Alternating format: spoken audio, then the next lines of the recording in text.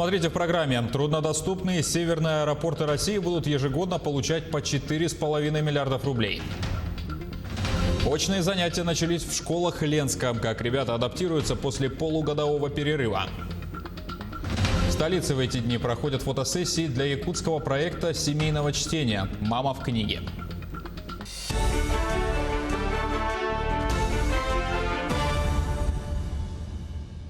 Продолжаем эфир нашего телеканала новостями к этому часу. Сегодня городу Алекминску исполнилось 385 лет. С момента образования Алекминского района минуло 90. Почти 4 века назад русские землепроходцы во главе с казаком Петром Бекетовым основали острог, положивший начало развитию земледелия не только Якутии, но и всего Крайнего Севера. Алекминцев с праздником приехал поздравить исполняющий обязанности зампреда правительства Сергей Местников. Он принял участие в торжественном мероприятии, посвященном этим датам. Также вице-премьер осмотрел ведущуюся реконструкцию аэропорта и взлетно-посадочной полосы, возложил цветы к памятнику героям Великой Отечественной войны на площади Победы, осмотрел Дом истории и примет участие в открытии детского сада в селе Юнкюр. Средства общей суммой в 4,5 миллиардов рублей будут ежегодно получать 73 аэропорта и 15 посадочных площадок страны. Это объекты, расположенные в труднодоступных и северных районах Дальневосточного, Сибирского и Северо-Западного федеральных округов. Субсидия частично покроет расходы на зарплаты, коммунальные услуги, обслуживающие взлетно-посадочных полос и другой наземной инфраструктуры. На господдержку могут претендовать предприятия, которые не имеют долгов по налогам и страховым взносам, а также не проходят процедуру ликвидации или реорганизации. Решение поможет сохранить аэропорты с малой интенсивностью полетов, а жители труднодоступных районов и Крайнего Севера смогут продолжить пользоваться услугами воздушного транспорта. МВД подготовила новые правила сдачи экзамена на водительские права. К примеру, с 1 апреля 2021 года экзаменатор сможет прекратить поездку из-за непристегнутого ремня или наезда на бордюр. Сам же практический экзамен на всех транспортных средствах, кроме мотоциклов, будет проводиться исключительно в городских условиях. Площадки не будет.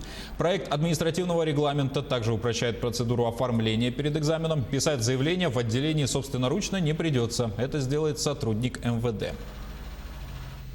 Якутское отделение Всероссийского общества спасения на водах «Восвод» совместно с ГИМС провели сегодня рейд в речном порту столицы. Проверке подверглись маломерные суда, такси, курсирующие из Якутска в Нижний Бестях и обратно. Члены общества «Восвод» проверяли, не превышают ли перевозчики максимально разрешенную численность пассажиров. Всего в этом направлении курсирует порядка 40 маломерных судов. Их максимальная загрузка колеблется в среднем от 8 до 12 пассажиров. Но некоторые перевозчики загружают салон по максимуму, берут по 20 человек и более. В случае чрезвычайного происшествия спасательных жилетов на всех пассажиров может не хватить. Проблема еще является в том, что у нас в основном на реке работает ГИМС. С такими судами коммерческими работает портовый контроль. Привлекает к административной речной надзор. И каждый друг на друга кивает. Речной ГИМС не может их проверять, речной надзор не могут их привлекать, они только составляют протоколы. Ну а речной надзор, он не имеет таких сил, средств, которые могли бы идти на проверку вот этих вот коммерческих судов. В конечном итоге наши граждане остаются сами по себе. Фонд капитального ремонта многоквартирных домов республики до начала отопительного сезона планирует завершить все ремонтные работы. В этом году объем увеличили практически вдвое. В план вошло 256 домов, где по контракту должно быть проведено 500 различных видов работ на общую сумму более 1 миллиарда рублей. Ульяна Шагина проследила за ходом капремонта в столице региона. Если по отдаленным районам ситуация по капремонту многоквартирок практически завершена в полном объеме, то в крупных городах региона, в Мирном, Нерюнгри и Якутске, куда, впрочем, входит львиная доля всех домов, ситуация сложилась напряженная. Пандемия внесла коррективы в работу подрядных организаций, в связи с чем не удалось завершить полный объем запланированных работ. Какая-то часть будет перекинута на будущий год. И граждане не отказывают в допуске в квартиры, в чем тоже совершенно правы. И были случаи, когда и представители, работники подрядных организаций сами переболели ковидом. В доме по улице Ярославского, 39, 3 недели назад завершены работы по замене общедомового оборудования. Между тем, замена стояков водоснабжения перенесена на будущий год. Подрядчик разыгран, он определен, он просто вернется и закончит свой объем работы. Нам поменяли балкон, затем в подъезде поменяли трубы и на чердак, крышу сделали. Поэтому вполне ремонт удался, мне кажется, довольны, да. Жильцы дома по улице Дзержинского, 22 и 22/1 в Якутске напротив имеют нарекания к своему подрядчику. Есть замечания по витражам, отсутствию водоотводов над новыми лестничными козырьками и многое другое. То есть обшили торцы крыши, а водоотливов нету. И теперь после дождя у нас вся вода остается перед дверями. Будет заморозки, это будет очень хороший каток. Эти два дома 1974 года постройки, по словам старожилов, с тех пор здесь ни разу не производились работы по замене системы отопления. Фонд капремонта перенес эти работы на 2024 год, и жильцы боятся, что старые трубы просто не выдержат. Между тем, в этом году под эти работы попало 20 домов столицы, и 6 из них перекинуто на следующий год. Под домом у нас все гнилые трубы, у нас каждый год все течет. Сантехники уже к весне ползком залазят под дом, потому что все намерзает. По словам подрядной организации, оказание строительных услуг производится только по проекту. Далее идет 5-летний срок гарантийных работ, в течение которого должны устраняться все недочеты. Здесь главное, чтобы не обанкротился подрядчик, а в противном случае придется ждать очереди в самом фонде капремонта. Какие-то есть замечания у жильцов, они должны были внести изменения в проект, протокольно все это принять. А без указанного протокола мы не можем отходить от проекта. Поэтому все работы выполняются с проектом и принимаются также. Между тем, здесь до сих пор не завершены работы по водоснабжению. Фонд держит на постоянном контроле выполнение работ подрядными организациями. Все работы, связанные с запуском тепла, должны быть завершены до начала отопительного сезона. За нарушение сроков предпринимаются соответствующие меры, в том числе и применение штрафных санкций. Отдельная работа ведется с населением по уплате взносов. На сегодняшний день примерно 18% физлиц имеют задолженность. Ульяна Шагина, Георгий Григорьев, Якутск. Очные занятия начались в школах Ленска. Как ребята адаптируются после полугодового перерыва, узнала Олеся Василова. Школьный двор сейчас как зал ожидания. Родители младших школьников ждут их занятий на улице. Заходить в здание нельзя. Это одно из требований Роспотребнадзора в период пандемии коронавируса. И ребенка не проводить нормально, не сопроводить, с учителем не пообщаться, только смс-ки.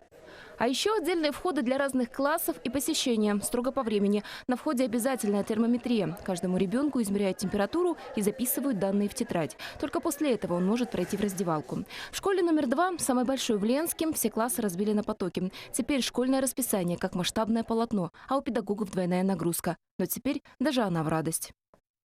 Любые учителя все привыкли и лучше работают, когда дети в классе.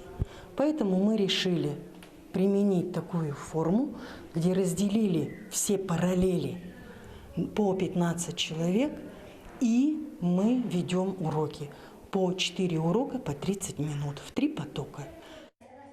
Такой режим обучения в Ленском районе только здесь. Вместимость позволяет. Остальным городским школам пришлось предлагать свои варианты обучения. Роспотребнадзор организовал привычный процесс с усилением профилактики. Здесь также разделили входы, закрепили за каждым классом свой кабинет, дезинфицируют, проветривают и измеряют ученикам температуру. Пока ни одного ребенка домой не отправили. Родители подходят ответственно, я так думаю, что смотрят дома за состоянием ребенка и уже не отправляют в школу, если вдруг что-то у них со здоровьем, какие-то проблемы. Обратно на дистанционку не хочется. Вот и привычную вакцинацию от гриппа начали намного раньше. Осенью нужно избежать резкого подъема заболеваемости вирусными инфекциями. Большое число заболевших – прямая дорога к новому карантину. У нас проводится ежедневный мониторинг по посещаемости учеников и детских дошкольных учреждений, школы-интернаты, приюты. Ежедневно нам отчитываются по посещаемости, по заболевшим, по выведенным детям из коллективов. То есть сколько детей во время учебного процесса были отстранены от занятий. Поэтому по рекомендациям Роспотребнадзора нагрузку школьников увеличивать не торопится. Берегут их. По этой причине в первом полугодии по самостоятельному решению школ отдельные предметы останутся на дистанционном преподавании. Например, музыка, изобразительное искусство и физкультура. Олеся Васева, Олег Соснин, телеканал «Алмазный край». Впервые Министерство культуры страны профинансирует 2 якутских фильма. Кинокомпания «Сахафильм» победила в конкурсе Департамента кинематографии при Минкульте России на получение субсидий для съемок кино.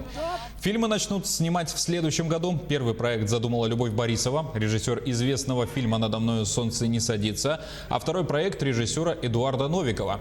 Он режиссер нашумевшей картины «Царь-птица». Фильм вошел в резерв на получение средств до конца этого года. Таким образом, к столетию образования Якутской АССР в 2022 году выйдут в свет сразу 2 якутские киноленты «Не хороните меня без Ивана» и «Связующая нить» с участием российских продюсеров. По чуть-чуть, маленькими шажками идем.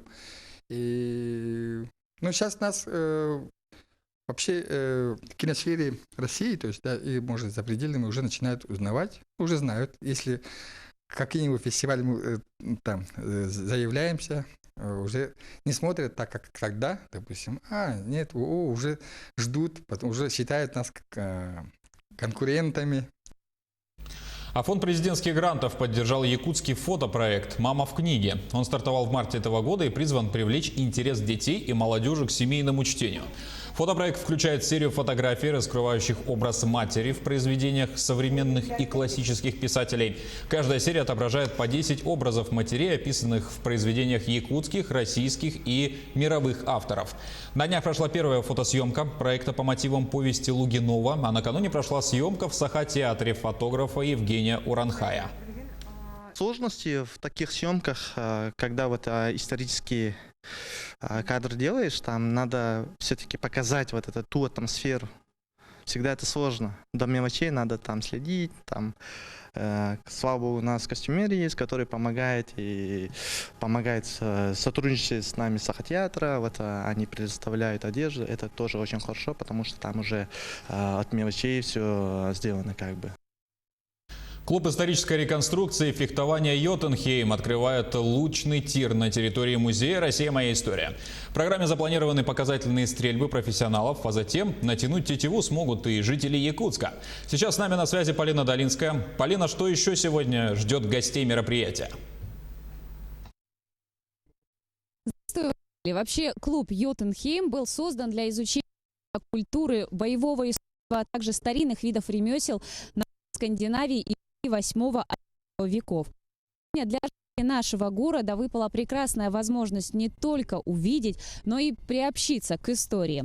На территории мультимедийного комплекса «Россия. Моя история» организован лучный тир. Для всех желающих сегодня будут доступны следующие мероприятия. Сначала прошли показательные стрельбы лучников клуба «Йотунхейм», а после натянуть тетиву смогли и все желающие. Также запланированы экскурсии по боевым искусствам Руси, квест по залам мультимедийного комплекса, мастер-классы для детей и викторина на знание орудия эпохи 8-11 веков. Ну и, конечно же, каждый желающий может сфотографироваться с боевым орудием прошлого века. Нам удалось пообщаться с организаторами, которые рассказали, что же послужило, какая возможность им выпала, благодаря чему была реализована идея открытия этого тира. На самом деле с ребятами мы знакомы уже больше года. Начиналось все с походов с мальчишками в лес, да, вот с таких стрельб показательных, с каких-то турниров.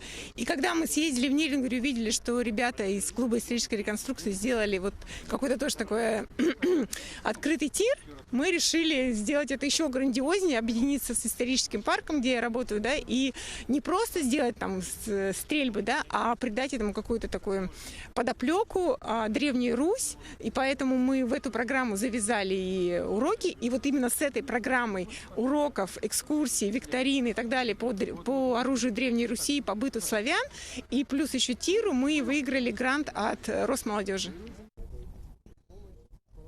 Лучный тир будет работать со вторника по субботу на территории музея «Россия. Моя история». Стрельбы сами будут проходить бесплатно, но потребуется все равно купить билет на одну из постоянных экспозиций исторического парка. Также принимаются заявки для школьников, для посещения студентами и других желающих. Заявки принимаются по номеру телефона 40 35 97. На этом у меня все. Василий. Открытие клуба исторической реконструкции и фехтования «Йотунхейм» осветила Полина Долинская. Полина, спасибо. Это была вся информация к этому часу. До встречи в следующем.